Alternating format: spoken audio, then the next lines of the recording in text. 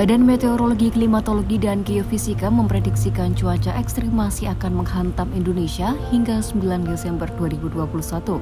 Hal ini bisa terjadi meski siklon tropis teratai di Samudra Hindia Barat daya Lampung telah dinyatakan punah pada tanggal 2 Desember 2021 pukul 01.00 waktu Indonesia Barat.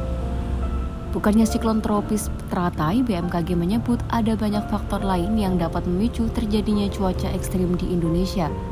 Kepala BMKG Dwi Korita Karnawati mengingatkan pemerintah atau pihak terkait dan masyarakat untuk meningkatkan kewaspadaan terhadap potensi curah hujan di atas normal.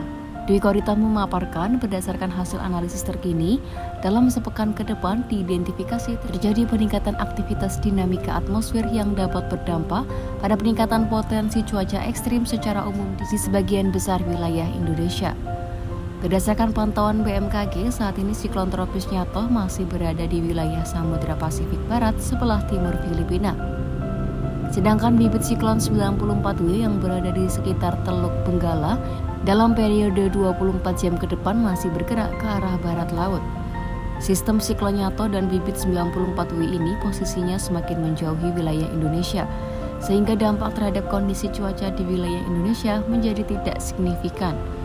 Meskipun begitu, dampak terhadap potensi gelombang tinggi 2,5 hingga 4 meter masih perlu diwaspadai di beberapa wilayah perairan.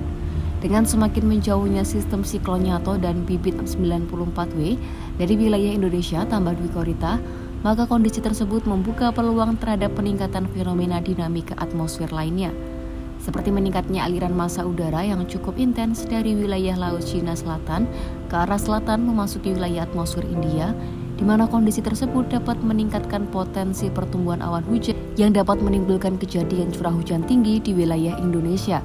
Di sisi lain, Deputi Bidang Meteorologi Guswanto menambahkan bahwa fenomena lain yang meningkatkan curah hujan yaitu dengan masih aktifnya fenomena gelombang atmosfer seperti gelombang Kelvin, Rossby Equatorial, dan Madden-Julian Oscillation. Fenomena gelombang atmosfer ini terpantau di wilayah Indonesia terutama bagian tengah dan timur yang dapat turut memperkuat peningkatan potensi cuaca ekstrim dalam periode sepekan ke depan.